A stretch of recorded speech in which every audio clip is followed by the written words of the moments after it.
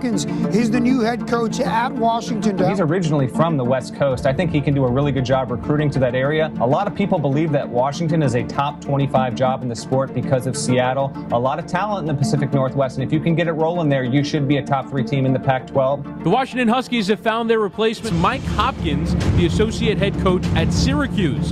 Hopkins has been on the Syracuse coaching staff under Hall of Famer Jim Boeheim for 22 years. He was raised in the Pacific time zone. He gets back to Seattle, and he will coach in the Pac-12, and it just it's a great opportunity for him, and it makes sense to me that he went ahead and took it. They are getting a phenomenal coach, a great leader, great recruiter, a guy who's been involved with Team USA basketball.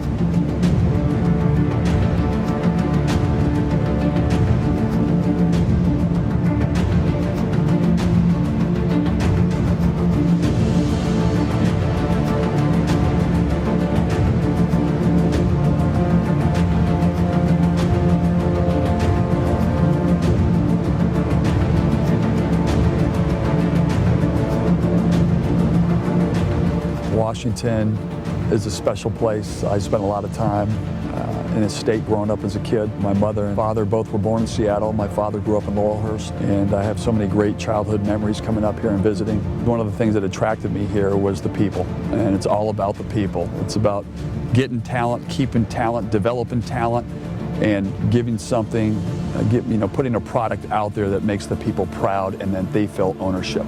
Because I want everybody in the area, all the people that I just mentioned, to feel ownership in our program. I'm Mike Hopkins, the head coach of the University of Washington. Go Dogs!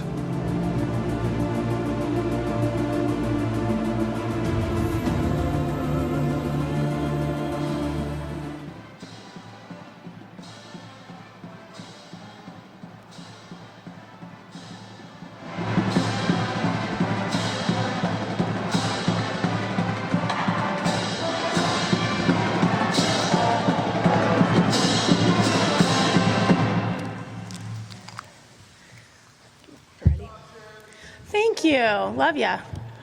Go Dogs, right? So first of all, thank you so much for being here this afternoon to welcome Coach Hopkins and his wife Trish and his beautiful family that you're going to get to meet here soon into our Husky family. You know, we've seen some pretty special moments in this historic arena. We've seen some remarkable teams. We've seen some very special players. We've seen some epic wins. And today's another one of those special moments.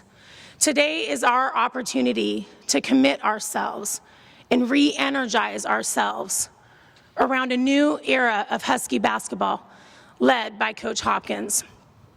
When we embarked on our search for a new men's basketball coach, we had a specific profile in mind, and we had 4 key characteristics that we were looking for in our new leader.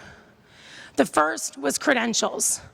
We were looking for an experienced coach, and we were looking for a coach that had been part of a championship program and part of championship teams. The other thing that we were looking for was a coach that had a passion and a vision that was specific to the University of Washington. We were looking for somebody that understood how special this place was and understood the potential of this place and had a plan and a vision for success here. And most important, a coach that saw this as a destination. We were also realizing that we needed to find somebody that had a builder mentality. You know, we have some work to do in this program, and so we needed to find a guy that could roll up his sleeves and get dirty. It was gritty and scrappy. You know, somebody that knew how to stay in the process all the time so that we could build the championship culture that we all expect. And finally, and this is critically important to the University of Washington, we were looking for somebody that was aligned with our values, our university values, our athletic department values, the values of this city, the values of this community. And the thing I've learned in business over all this time is that there's no guarantee in any hire that you make. But the best shot you have at success is hiring somebody that's a cultural fit for your organization. And so when we met Coach Hopkins, it didn't take long for us to realize that he embodied everything that we were looking for in our next head coach. And there was something just extremely special about him. And I'd just like to share a few observations and things that we saw and the reason why we think he's a perfect fit here. The first is we were blown away by his coaching experiences. This is a guy that has been a champion everywhere he has been. He was a champion as a high school student athlete. He was a champion as a student athlete in college. 2 decades of championship experiences and culture building at Syracuse. Multiple championships and medals as a coach with USA Basketball. So he knows, he knows what that culture looks like. He knows what it takes to build it. Unbelievable pedigree. And the amount of respect that this man has in the basketball community from his peers, from student athletes that played for him, for other players and NBA players that have played for him as well has been remarkable to us. And so what we know about Coach Hopkins is that he knows how to compete at the highest level and he knows how to win. The other thing, and you'll see this when he gets up here and I smile because he's awesome and I can't wait for you to meet him, is that he oozes with passion for this place, for this opportunity. He's got Northwest roots, he's got West Coast ties. He sees the unlimited potential of this place, and he has an unbelievable plan for it. And that was one of the things that really stood out about Coach Hopkins when we talked with him. It was that he had a plan, and he had a vision, and it was a roadmap for success here at the University of Washington. Love, love, love this guy's mentality. He's gritty, he's tough, he's got energy, then he's got more energy. I'm warning you now, you need coffee every time you talk to this guy. He's remarkable in that regard. And what you can tell around a guy like this is that, and this is so important, is that he is not going to rest until we are great here.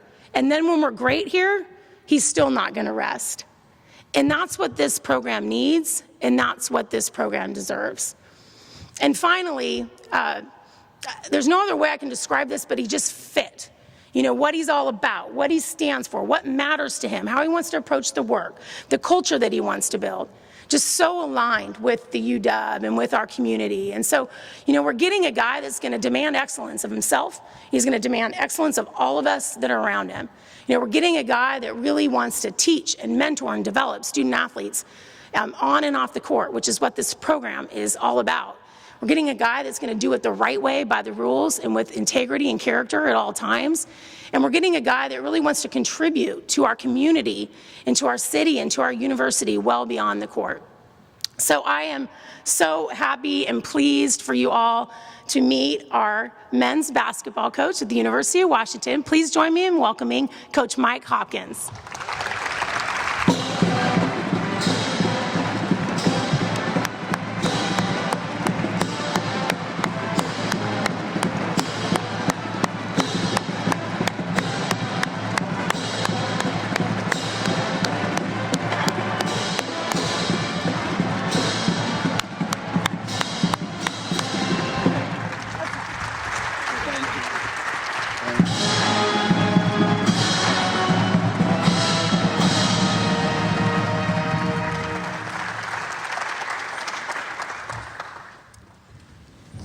Thank you very much.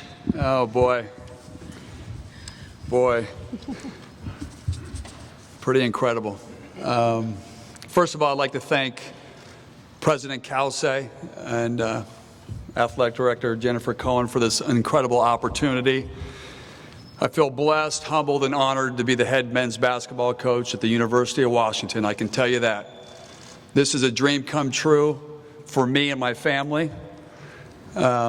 And this dream has been a long journey, and I want to thank some people that made this journey come true for me and make it happen. And it first starts with my family. My daughter Ella, raise your hand. My Grant Richard, raise your hand. My oldest son Griff and my wife Tricia. They've been so supportive in a business that, as a lot of the coaches in here know, it takes a lot, and there's a lot of commitment on their part, and they're part of this team as well. I've been very lucky to have incredible mentors in the coaching profession. I'd like to start off by thanking my high school coach, Gary McKnight, who, as a young kid, I dreamt of being a great player. And he was a guy who saw me at this tournament, and I'm not going to say he recruited me because that's not right. But at the time, I went to a modern-day high school, which is about 30 minutes away from where I grew up, and he just believed in me, and he made me a man and made my dreams come true as a player, and really helped me develop. Coach Tim Gergerich, he was an assistant back here in Seattle. I used to spend a lot of time back here in '96 and '97 in the glory years of the Supersonics. He taught me what it was, the power of helping people, developing people, and he just taught me so much. It made me love coaching. Thirdly, Coach K brought me on the USA basketball experience for the last 8 years. Our family, as they've sacrificed, allowing me to be part of the World Championships and Olympic teams. Probably the commitment's probably 45 to 50 days every summer. But he's been an incredible mentor, the standard of excellence, and being part of the build and the strategy of building Team USA into being the greatest basketball organization in the world. And lastly, my mentor, friend, and father figure, Jim Boeheim. And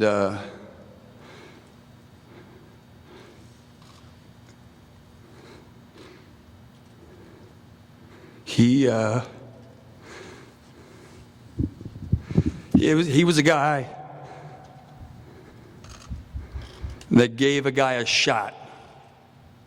He was a guy who gave a guy an opportunity when a lot of people didn't. And I did everything in my power to make that opportunity a dream and a reality, and I want to thank him for that opportunity. A couple years ago, a good friend of mine and my agent, Brett Just, I don't know where Brett is, I'm not even going to show him out. A couple years ago, we finalized a contract at Syracuse to replace Jim Boeheim as the next head coach. And Brett, the great thing about Brett is he's such a great people person, and he understands the game because he had coached. And we had talked about dreams. You know, you sit there and you talk about, gosh, you're going to go to Syracuse, and it's an incredible opportunity to replace a legend and to be there. And I always thought, like, I'm there to protect a legacy, protect something that, I really care about. I played there. I'm an alum, and all the people. I just wanted to protect something. And then we started talking, and he said, Mike, let me ask you a question.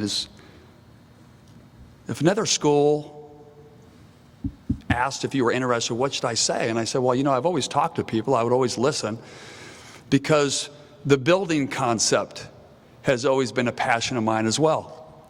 But you got to remember something about me. If there's something that I like, I stay with it. And I stayed at Syracuse for a long time because I believed in it. So there was going to be a really special criteria from the people. I always say people, potential, and place. Those are the three factors for me. So obviously a place would be where I could live forever. The potential would be where you could win a national championship. And the people that I would work for, you felt like you were a team. You felt like it was a family. That's what I had at Syracuse. It was the family environment. And so a week ago, I don't know, these days have gone so fast. About a week ago, I get a call from Brett, and he says, well, Mike, let me ask you a question. What do you think about the University of Washington? I kind of perked up a little bit. I'm a West Coast guy at heart. Nobody really knows that. But I'm like, okay. My dad grew up about 10 miles away from here. And so one of the greatest cities in the world, a great place to raise your family. I had incredible childhood memories growing up here. My mom and dad were born here. We used to vacation at Lake Chelan growing up. And I spent a lot of time with my mentor, Coach Gergerich, here with the Supersonics, learning and working with him. And so that box was checked, check. Then I went to potential. And you look at the conference, the Pac-12 conference is one of the best conferences in the world. Okay? And if you can compete at the highest level of the Pac-12 conference, you have a chance to win a national championship. You're seeing it right now going on in college basketball with the teams from the conference in the Sweet 16. I think it's a great place where when I was here, when I saw the basketball fans here and not having a pro team, I thought was very intriguing. 6 years ago, they won the Pac-12 conference, and they've been in multiple Sweet 16s. I started looking back at the history and the deep tradition and what Coach Romar brought here leading this program to great heights a few years back, not only as a coach but as a player. And, you know, there we go, check 2. It was over, 2 boxes checked. And then number 3, the people. And I had an opportunity when I spoke to Jen, and I didn't know what to expect. And, you know, from the first time when I spoke to her, it was kind of like, wow. You know, the connection was there. You know, the visions that she had for the program, the culture that she wanted to create, the potential she thought that this school has and can be, and the commitment that she's going to make that happen. You know, you look at the football program, you look at the women's basketball program, you look at the volleyball program, golf program last year won the national championship. I mean, it's great success here. And, you know, I just sat there and spoke to her, and we talked about family, her family, my family. She talked about the values, and it just matched. And that box was checked. And one of the biggest things, guys, in this whole process, and I really believe it's the key to success, is values have to align. They have to align. It's critical in the success of anything that you do. So that night I was hooked, checked 3 boxes. And then it was kind of crazy because all I did was, you know, I'm a visualizer, I meditate, I do all those things, but I sat there and I couldn't sleep. You know, my wife would be like, what's wrong? Or, you know, you're up. And I'm going through my mind. You know, I'm visualizing, I'm dreaming, visualizing, whatever it may be, you know, about seeing the heck just booming with energy and this place rocking, being one of the best places to play, the hardest places to play in the country. You know, I started dreaming about winning a Pac-12 championship and what that would feel like. You know, I've held the golden trophy when we won the national championship, and I walked across. I know what that feels like, and I'm visualizing that. Okay? And it was just over and over and over. I looked at, you know, one of the great things about Syracuse, and I see it here, and trust me, I've done a ton of research in the field of the people. You know, there's nothing greater than when you do something great for a city that deserves it and it's right in your backyard. You have personal pride, you have ownership, there's collective responsibility. All these things play a major part in the success of a program, and I felt like I would have that here.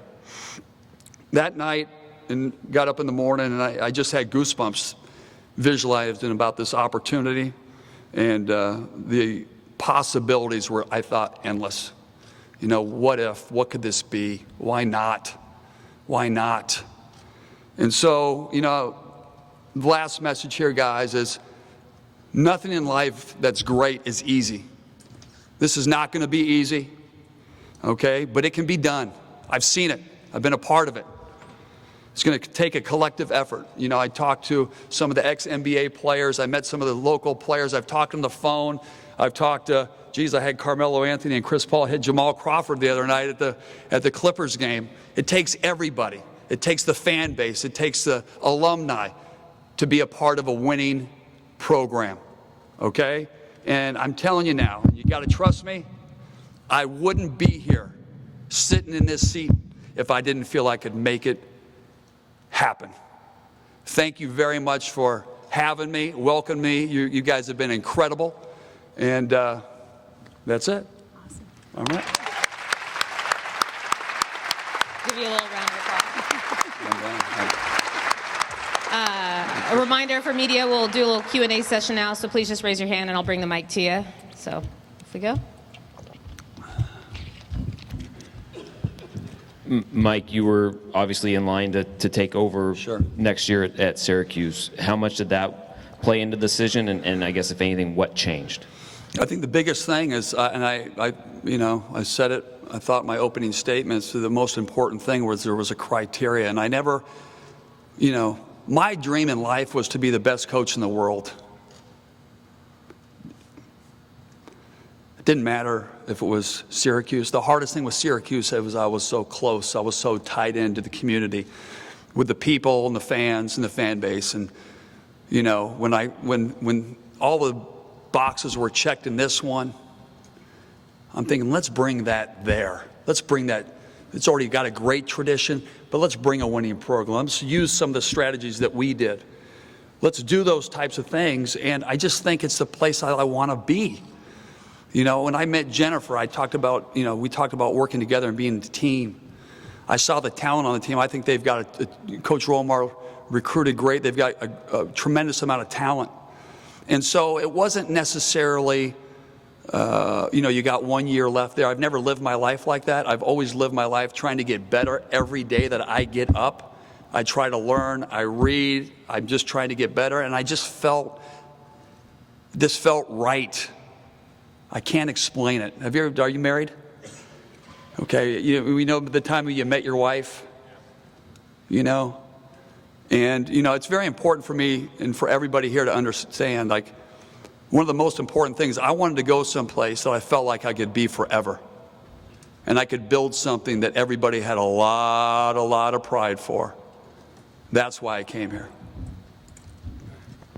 Mike, biggest question I think people here want to know. Zone or man-to-man? And can you talk about your coaching staff as well, if you can maybe share some thoughts on that? Well, you know what? The zone is one of the greatest weapons of college basketball. It's like, obviously this year we didn't make the tournament, but whenever you played in the tournament and they would, you know, the brackets would come out, it would say, okay, they put us in Syracuse's bracket. It was like the old Princeton offense. Oh, we got to play Princeton. The zone is a weapon. It's an incredible weapon and something that's won a lot of games for Syracuse. But, you know, I believe in controlling tempo. I believe in you know, if team plays fast, we can slow you down. If you're slow, we can speed you up. And I think the athletes that we have here and the talent that we have right in our backyard, I think the options are limitless. But I can tell you, you know, the zone will be utilized. It's a heck of a weapon. But there's going to be an unpredictable attack. I like being unpredictable, and sometimes, you know, the zone can be a little bit predictable. Staff, I got to tell you, we hired one of the best. I mean, I've been blown away by Will Conroy. Okay, he was our first hire. I've talked to, I'm going to go, and this is going to be a guesstimate, but I'm going to go between 25 and 30 people that I've talked to, been around, who I really respect in the business. Even NBA scouts that came here to watch certain players, they watch the bench, they watch what's going on, a lot of knowledge. And I didn't have one person ever say one kind of, well, I don't think this. It was a home run, and I feel so fortunate and lucky. And I had the chance, obviously, we've been spending a lot of time the last couple of days on the phone going back and forth. Sharing ideas, and you know, he's knowledgeable, he's hardworking, and I'm going to tell you something. I've never met somebody with more school loyalty, city loyalty than Will Conroy. I went through the offices today, and I walked into the back room, and I went by Will's office, and it just defined him, and it kind of gave me the goosebumps. It was a picture of him as a player, and he's ripping his jersey over to the side, and it was, you know how a picture says 1,000 words? It said about 1,000,000 words about who he is as a person, what his character is, how much he loves the school, and what he's going to do moving forward. And I feel so fortunate and lucky that he believed enough in me to join the staff. Mike, like Will, you were described as a gritty player. Sure. The guy diving on the floor. Sure. And there was an article written today about you battling your players at Syracuse for loose balls, even though they were a lot younger than you were, and beating them. Yeah. How does that translate? How will that translate to how you're a head coach? Well, I think the most important thing is you got to play with a chip on your shoulder. You know, every time when I talk to Will and you talk about the great teams and here and any team that I've ever been around, it's grit. They play with a chip on their shoulder. And so, you know, listen, I was an underdog, okay? You know, when I went to Mater Dei, I was the 6th best freshman and ended up, playing, getting a scholarship to Syracuse. When I went to Syracuse, it was a gift. They were giving me a Christmas gift. I wasn't probably good enough, but they gave me an opportunity and said I would never play there. I ended up playing. I ended up being team captain, getting into coaching. I've always had to fight for everything I've had. And that's why when I spoke to Will and I did my research in regards to Will, it just aligned, and that's how I want to coach. That's how I want the team to play. That's what I want the identity to be. It's blue collar. It's compete. And when you go out and you want to beat the likes of UCLA and Arizona and Oregon and the teams right now at the top, you got to beat them by being tougher, and you got to beat them by being tougher together. And that's what we're going to bring here. Coach, have you had a chance to coach during any of this? Have you had a chance to talk to the team, and how much of this recruiting class are you going to be able to keep together? Well, a great question. I had reached out to Coach Romar. I'm not going to tell you what we talked about, but I have so much respect for Coach Romar. I knew him way back. I'm from Southern California when he was at UCLA, and the highest character of anybody I've ever met, great basketball mind and a great person. And I just wanted him to know that, I'm honored to have this position, and that I'm going to do everything I can to make him proud of the University of Washington men's basketball program.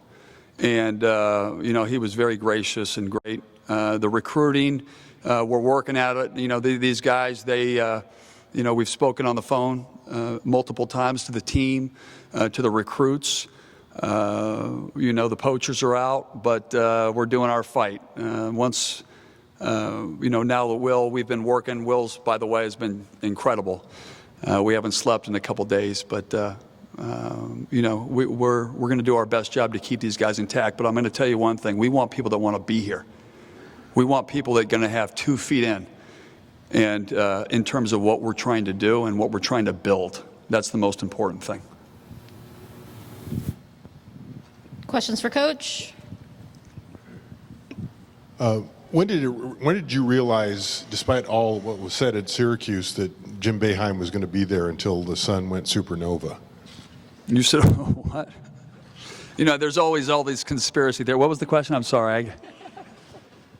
Jim, I guess there was supernova. I thought it was a song. No, when Jim's going to be there forever, did it seem that way to you? And when did you realize that you weren't going to be there? No, the plan was intact. Everything was going to be, as stated multiple times. I think the greatest thing about Coach was, having that conversation with him and just him being proud and excited.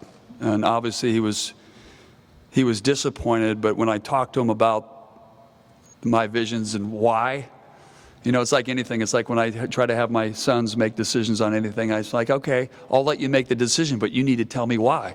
Tell me why you made that decision. And when I spoke about the opportunity and the program, and he was like, wow. He did it a little bit differently, like, wow. But that's the other case. He went, wow, yeah, But, we were all good.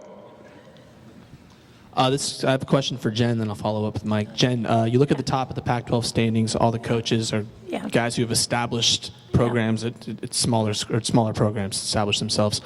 Not a lot of career assistants from outside programs have had success in the Pac-12. Yeah. Was that a concern for you at all? And what was it about Mike that made you say? Yeah, not at all. I mean, his experience and his resume was actually one of the things that really drew us to him.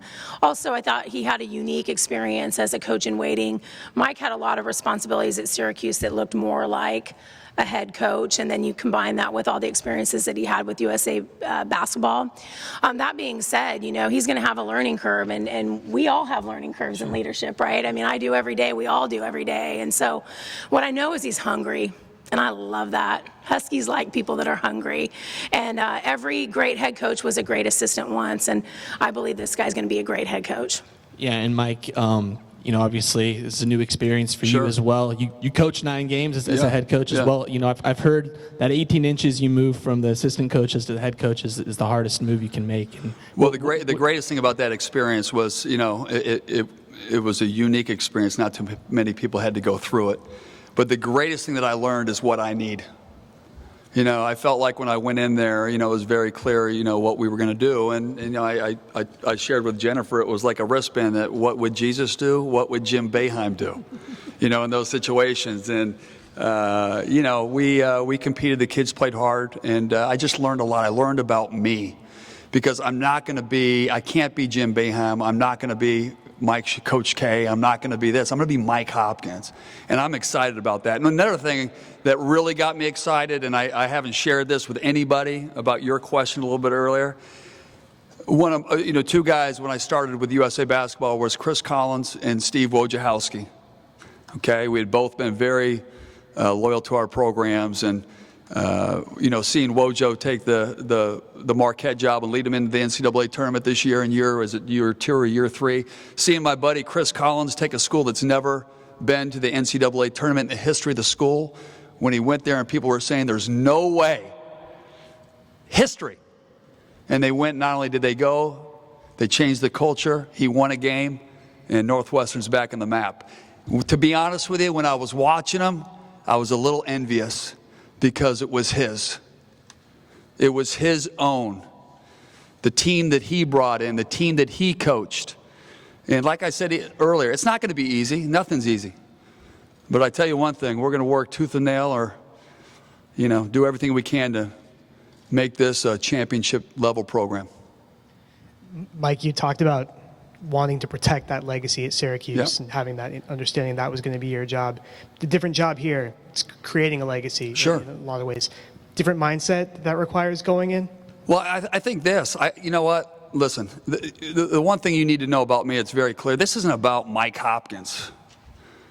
This is about the University of Washington. This is about us. This is about our team. This is bigger than me. This is about us, and that's what I'm excited about more than anything. That's what Jen and I talked a lot about, that team working together, synergy, same values. That's what excites me. So, listen, I've coached and played, and I think there was only 1 year we weren't in the postseason, and that's one of the years we were on probation. So, my DNA and our DNA is winning.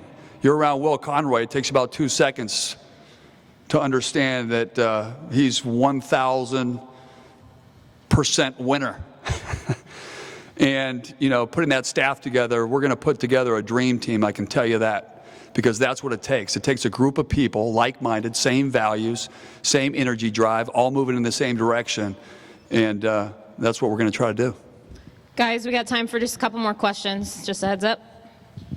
Jen, it was 48 hours from when you said that Washington was not going to retain Coach Romar to when you signed the MOU with Coach Hopkins. Can you give us a little bit into the logistics and just because it's an awfully quick turnaround? Sure, yeah. So just for big picture as it comes to searches, hiring head coaches around here is the most important thing that we do. Our head coaches are our lifeblood. They're kind of the heart and soul of this place. So as an athletic director, we always have to be prepared. And so when we took over, when we were named in this position last May, as it relates to basketball, we spent a lot of time digging into what was going on within our own program, but also really developing and utilizing our network to figure out what was happening within all of college basketball. We studied other programs. We looked at the strengths and weaknesses of those programs. We started talking about people that just knew a lot about the sport and what were some of the trends. And through that process, we also learned a lot about coaches and who was out there and who was great and who should we be thinking about if that we were in a position to have to go through a search. And so that whole process was ongoing and really always is. And it helped me and helped our team develop a profile. And it helped us develop a short list. And that was really important because when we made the decision to let Coach Romar go, we hit the ground running. And these searches, you have to have that diligence. You have to have that vetting. You have to be prepared. But you have to be able to be swift. Especially in men's basketball searches. So we were ready, we were ready to go and we went quickly. As far as the details go on the search, one of the things that we're really proud of here is that we run a search as confidential. And so I'm not going to get into details about who we talked to and when we talked to them and any of that because I want to honor that. It's something we're actually really proud of. People respect us, other coaches respect that because of it. But what I will tell you is that there was a lot of interest in the job. And that there was a strong candidate list, and then we got the guy that we wanted. Coach, welcome to Seattle.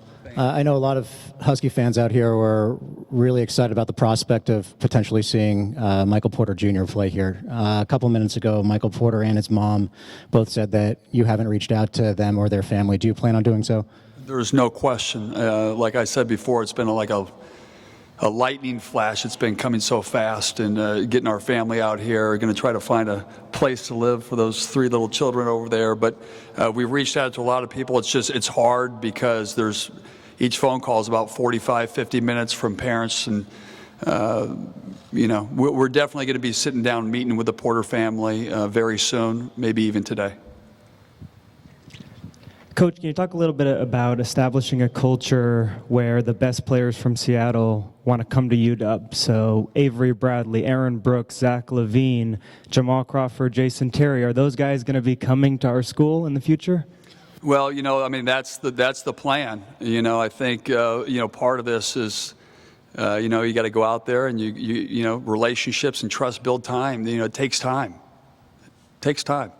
But I can tell you one thing, we will go out there and do our best job to put a product out here that you will be proud of. And, there's not too many places in the country that has more talent here in the backyard. You can't get them all. But I think the biggest thing that I've learned through the success that we've had in the past is same thing. You don't recruit for ranking. You recruit for fit. You recruit for belief.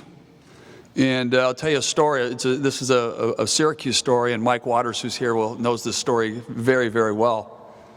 Back in Syracuse, we were recruiting a kid named Julius Hodge. He was the top 5 player in the country, and everybody was like, "Oh my gosh, the Orange Nation! It's Julius Hodge going to save the program. We need him. It's at the golf clubs. Oh my gosh, it's internet, everything. Julius Hodge, Julius Hodge, Julius Hodge." And we had 1 scholarship left. We had a class of 5. And there was this skinny kid, about 6'9", that was rated about 100th in the country, named Hakeem Warwick. And Hakeem was from Philadelphia. He was getting recruited by St. Bonaventure in Providence.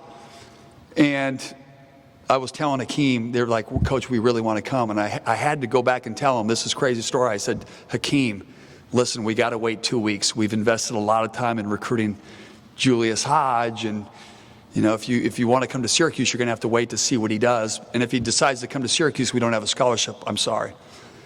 Hakeem said, "No, he wants to wait." His mother would call me every day, Coach Hop, I've been praying that he goes somewhere else." Well, all of a sudden, Julius Hodge decides to go to North Carolina State.